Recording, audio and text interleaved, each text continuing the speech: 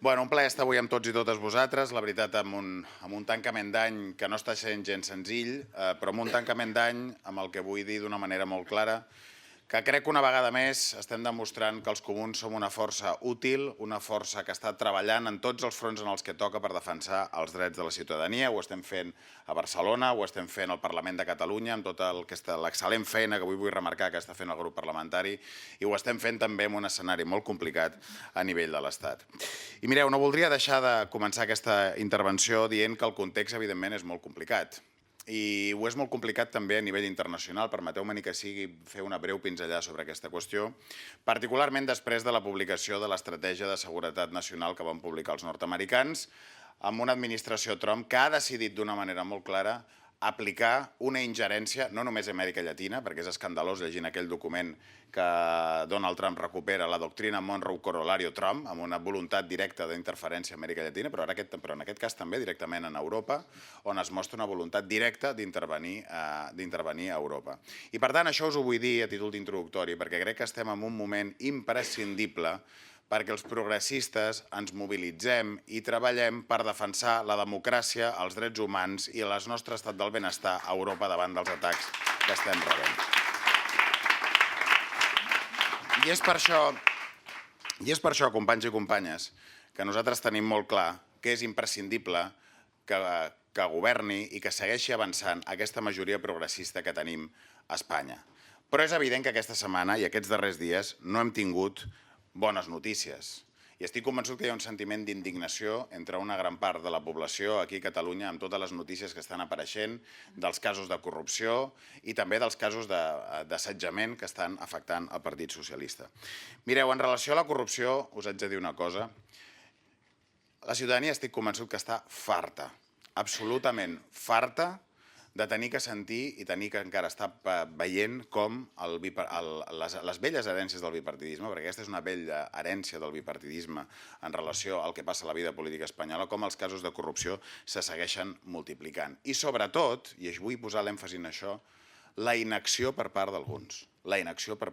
Com és possible que a dia d'avui, després del que va passar amb el cas Cerdán, que vam pactar un programa de desplegament de mesures anticorrupció, encara no haguem desplegat aquestes mesures anticorrupció? Com pot ser que el Partit Popular, que s'omple la boca de lluitar contra la corrupció, ens votés en contra de l'Agència de Lluita contra la Corrupció que vam presentar en el Congrés dels Diputats? És una vergonya. Com pot ser que això passi? I també dir d'una manera molt clara, i això ho vull dir d'una manera molt contundent. L'extrema dreta mai serà una solució per fer front als problemes de corrupció del sistema polític. I particularment Vox, que vull tornar a repetir, avui és un partit que ha tingut casos de finançament irregular per part d'un país estranger com és la Hongria de Viktor Orbán i que per tant hem de dir d'una manera molt clara que mai serà un vot refugi segur en la lluita contra la corrupció. Però també vull dir una cosa d'una manera molt clara. Mireu, els temps de Tomàs s'han acabat. Ja no li val al Partit Socialista assenyalar al PP i a Vox com que tenen més casos de corrupció que ells. El que està passant al Partit Socialista és molt greu, és molt, molt greu. I per tant, nosaltres sí, ahir ho vam dir d'una manera molt clara, ho va dir la presidenta, després també m'hi referiré, que ha arribat un moment de fer un reset complet i de fer una transformació completa en el govern de l'Estat. És el moment. Nosaltres volem que la legislatura continuï, però perquè la legislatura continuï és imprescindible anar a una reformulació del govern i tornar a posar l'agenda social com la gran agenda social de motor que mogui el govern endavant. Sense això serà molt difícil poder seguir endavant, perquè sabeu quin és el principal perill que tenim en aquests moments? El principal aliat que té PP i Vox en aquests moments es diu immobilisme. L'immobilisme i el no fer res és el que ens pot portar i el que més ràpid pot obrir la porta a PP i Vox. I mireu, avui vull llançar un missatge a molts ciutadans i ciutadanes de Catalunya que estan preocupats amb el que estan veient.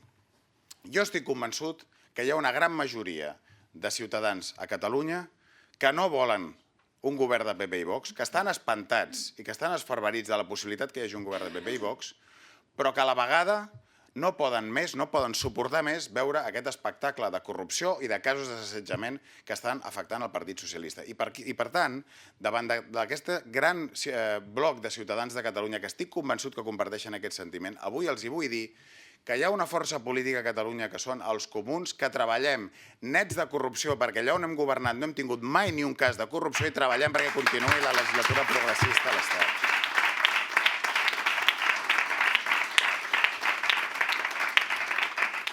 Y si me lo permitís, quisiera lanzar hoy también un mensaje al Partido Socialista Obrero Español y también a Moncloa. Mirad, ayer la vicepresidenta creo que fue muy clara. Es necesaria una remodelación en profundidad del Gobierno y es imprescindible que el presidente dé explicaciones. Ayer lo dijimos, y lo dijimos de una manera muy clara, y lo pusimos encima de la mesa, mientras la Guardia Civil entraba en varios ministerios del Gobierno. Lo dijimos, y lo dijimos de una manera muy clara, mientras no paraban de gotear los casos de denuncias por acoso en el Partido Socialista. Y ayer dijimos de una manera muy clara que necesitamos una remodelación profunda del Gobierno y que el presidente diera explicaciones. Y hoy quiero decir que ayer obtuvimos un no por respuesta por parte de Moncloa. Y hoy quiero decirle a Moncloa de una manera muy clara que creo que esa negativa es prematura y es muy osada. Es prematura y es muy osada, por dos motivos fundamentales. El primero, porque creo que esa negativa significa que no se está calibrando la gravedad de lo que está ocurriendo en estas últimas horas en España y la indignación que corre por las calles con los casos de corrupción y los casos de presunto acoso sexual que se están produciendo dentro del Partido Socialista. Y en segundo lugar, también quiero decirlo de una manera muy clara, es prematura y osada porque si la respuesta es que no, ¿cuál es la respuesta que da el Partido Socialista? ¿Cuál es la propuesta que da el Partido Socialista ante la gravísima situación que estamos viviendo? ¿Qué es lo que proponen? Porque quiero decir una cosa de una manera muy clara. El inmovilismo en estos momentos es el mayor aliado que tienen PP y Vox en España. Y el inmovilismo no nos lo podemos permitir en el momento en el cual se encuentra la legislatura. Necesitamos explicaciones y necesitamos una remodelación del Gobierno urgente para poder seguir avanzando. Y quiero hacerle también hoy otra pregunta al Partido Socialista. A finales de año vence el escudo social, como todos ustedes saben, y tenemos que llevar al Consejo de Ministros una actualización del escudo social. Y es imprescindible actualizar las medidas del escudo social. Yo hoy quiero hacerle otra pregunta al Partido Socialista.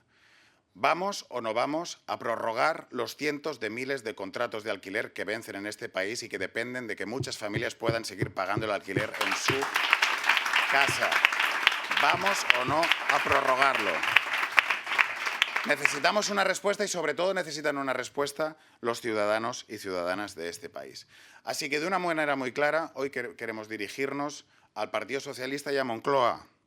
Necesitamos explicaciones del presidente, necesitamos una remodelación en profundidad del Gobierno y necesitamos recuperar con toda la fuerza una agenda social que empieza por renovar la prórroga social del escudo social y hacer una prórroga de los contratos de alquiler que vencen ahora con la gran renovació que se va a hacer en los próximos días.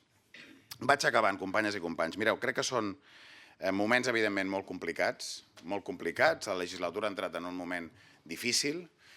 Crec que nosaltres estem en posició, i ho dic sincerament, de poder-li parlar a un gran gruix de ciutadans i ciutadanes de Catalunya i del conjunt d'Espanya que de cap de les maneres volen un govern de PP i Vox, però que saben que el govern de coalició així no pot continuar. I els vull dir a tots aquests ciutadans i ciutadanes que avui estan preocupats que aquí tenen un espai polític que no els defraudarà. Moltíssimes gràcies.